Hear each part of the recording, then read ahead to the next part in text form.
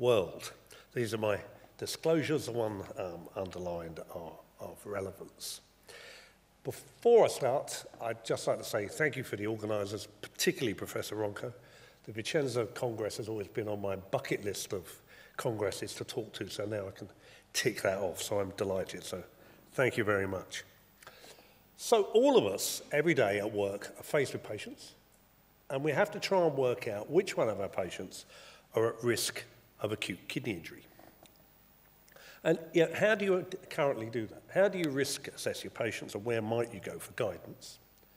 Well, in the UK, we've got the KDIGO guidance, which of course we've all got access to pan-Europe, and we've got the NICE guidance. And you can see the KDIGO guidance is fairly impressively long, but nowhere near as long as the NICE guidance. So I tend to stick with KDIGO.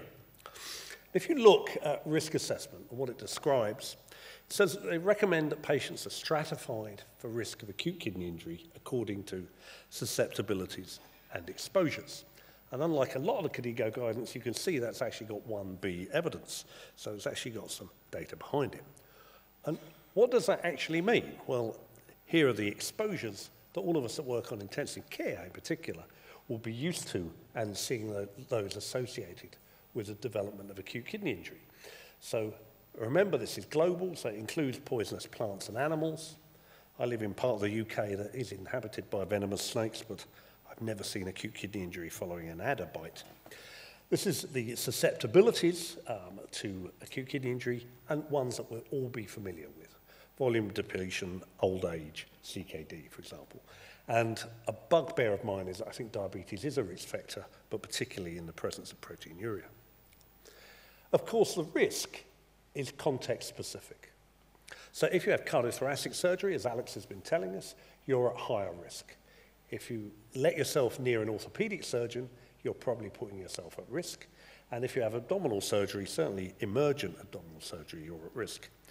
Neurosurgery carries a smaller risk, and that shouldn't be a surprise. So if a lot of your neurosurgical patients are developing acute kidney injury, you have to ask yourself what they're actually doing. So these are common risk factors for acute renal failure. I said that deliberately because that's what it used to be called, and the risk factors really haven't changed that much. Age, gender, hypotension, etc. And for those of us who work in the ITU, we know mechanical ventilation is a big concern. Now, how can we predict which patients might develop acute kidney injury? Well, there are several risk prediction models, as Alex alluded to. Some are in cardiothoracic surgery and they perform the best, but most risk models are single center, varying mortality, and where they're externally validated, the performance tends to be poor, and that's particularly in the medical cohort. This was a risk prediction score that me and my group came up with a few years ago, and that had the usual risk factors that you would expect within a group of patients. And we took physiological data as well as laboratory and demographic data, and these were the things that, after the statisticians did their magic, we decided were relevant. And you can produce things like this, the ROC curves, which gives you a value of about 0.7. The problem with any risk score is that you can identify patients at highest risk and get quite a lot of those. But in the numbers game, the patients that appear low risk contribute a significant number of your patients with acute kidney injury. So the sensitivity and the specificity of your risk score always struggles to predict who's at risk. So you could say, well, anyone with kidneys is at risk of acute kidney injury. Similarly, this is an advert from America that you may be at risk for throat cancer if you have a throat or a mouth. Right, it's a slightly glib way of looking at it, but certainly if you've got normal kidneys, you have to worry about them, particularly if you come into hospital. So how might biomarkers aid us in the future, and what can we do? Well, this is how I view it, which is slightly different, but much the same as the model that John talked about. I talk about the kidney in distress, the identification phase and intervention phase, where perhaps biomarkers can help. So you can see that you may be able to identify the kidney early, and we've heard that about the stress markers that both John and Alex have talked about, pre- or subclinical acute kidney injury. Personally, I don't like the term subclinical because it implies it's a lesser concept. I think it's still renal damage. We should view it as such. And an acute kidney injury, progression of, and who will develop CKD. You could imagine that biomarkers would have a role in all of that. And in fact, this AKI session described in KI 2 years ago describes that quite nicely. So this gives us a good view of the future. So what I want you to do now is just think about if you were in the emergency department of your hospital, okay? So this is a chap called Fred, and doesn't look that unusual. Now, what do you think Fred is worried about? Well, he's worried about getting better and going home to his family. What he's not worried about is this, right? So bear with me, I haven't gone completely mad. This is what's called the home chain, and this was the radar stations around the UK at the beginning of the Second World War. And there's the high range and low range. Now, why is that relevant? Well, it's relevant because even though the radar worked, they couldn't really determine the difference between geese and people coming to bomb England. And so that generated a great deal of interest into sensitivity and specificity tests to make sure you got your false positives and true negatives wrong. So, for example, if you sent your aircraft up to shoot a load of geese, well, that's not such a bad thing. But if you let a lot of bombers through, that clearly is not good news. So this is where the ROC curves and the statistics were developed from. And I have to bow to John Kellum here, because I used to argue with him that it was submarines, but in fact, John, as usual, you were right, it was aircraft. So let's go back to Fred, right? We know he's got no interest in ROC curves. So he's 64, he's 180 kilos, and he's got multiple comorbidities. He's got some abdominal pain, so I don't know what it's like in Italy, but in the UK, you don't see a surgeon. You see a CT scanner, and then you see a surgeon. And he eventually ended up with an emergency laparotomy and came to a level 2 post-operative intensive care bed. So you see him the day after his operation, right? The surgeons tell us he had a strangulated hernia, the bowel's completely viable, nothing to worry about. And he needed a bit of post-operative pressor support, short period of NIV. But now we're faced with a patient who's not on any support, reading the paper, seems quite well. And what's worse, if you have the matron of the ITU telling you, Louis, we need the bed, we need the bed. We've got to get him out of the ITU because we've got someone in resuscitation that needs to come in. So you look at Fred, he seems quite reasonable, and you look at his obs and you think, well, he's got a mild compensated metabolic acidosis, but that's probably not entirely unreasonable. His creatinine is pumped up a bit, his urine output's just, you don't really know what to do. So you think about it, and then you think, can Fred go to the ward? So just think about that. And remember, you've got your chief of nursing shouting at you because you've got no bed. This is Fred's brother. Now, Fred's brother was on holiday in Vicenza, which was a really good idea, right? Because exactly the same thing happened to Fred. And he had an operation, and he went to the ITU. These are his blood results. You can see he was his twin brother. They were exactly the same. Can Fred's brother go to the ward? So both Fred and Fred's brother were debating whether to send him off. So let's see what happened to them. Well, Fred was given a volume bolus. And he was given a volume bolus, his lactate came down a bit, his urine output picked up a bit, everyone was happy. In Vicenza, Fred's brother had an AKI biomarker assay. Right? Let's call it the nephrocheck or whatever you want to call it. Fred went to the ward. Fred's brother, because he had a positive biomarker, it was decided to keep him on the ITU to monitor his progress. So to monitor his serum creatinine and monitor his degree of oliguria. And what happened? Well, both patients deteriorated. Now, fortunately, Fred's brother was deteriorated on the ITU. He went back to theatre. The bowel that was viable, of course, wasn't viable. He had a bowel resection, survived, and went home. Don't really want to talk about Fred because he went to the back of a surgical ward, never to be seen again. So that's a rather simplistic view, but it shows how the use of a biomarker may help in risk assessment.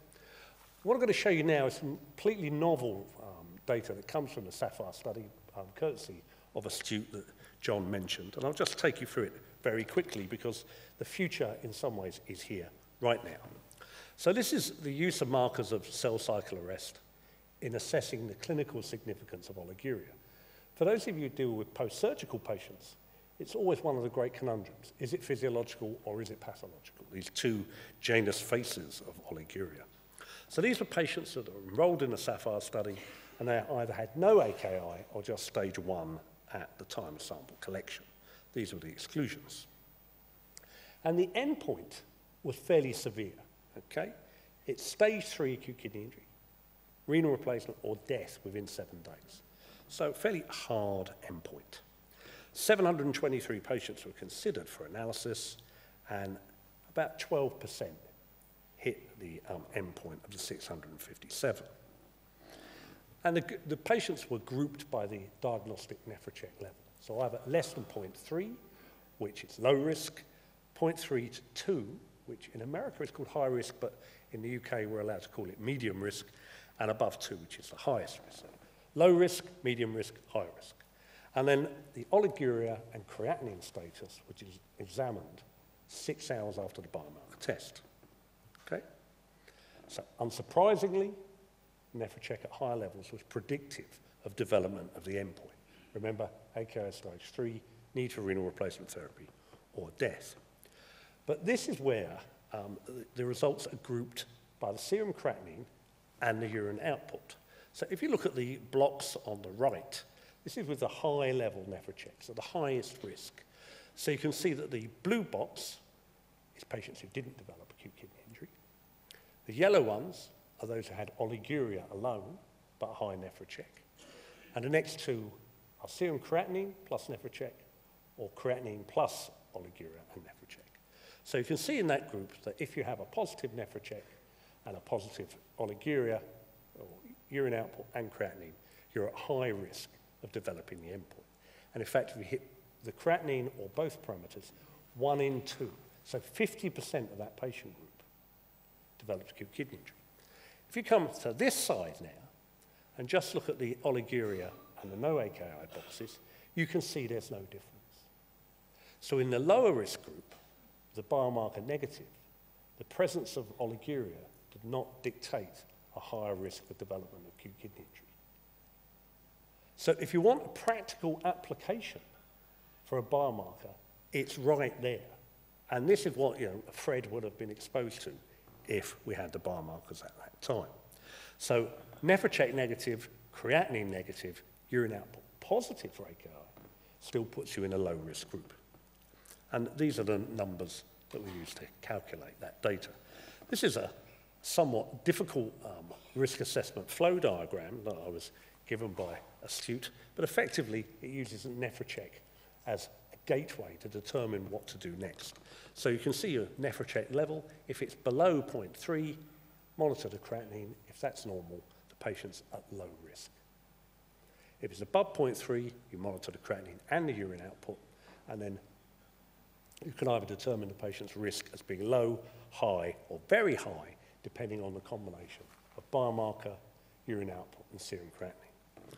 The one thing I will highlight is that even if you have a negative biomarker, if your creatinine goes up, you are at higher risk. So you ignore the creatinine at your peril.